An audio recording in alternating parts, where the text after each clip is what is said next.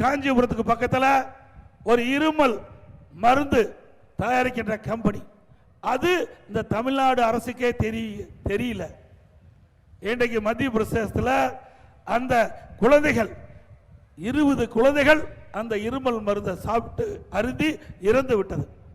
ஆனால் தமிழ்நாட்டில் இருக்கின்ற இந்த அரசுக்கு, சுகாதாரத்துறைக்கு இப்படிப்பட்ட மருந்து தயாரிக்கின்ற கம்பெனியே தெரியல.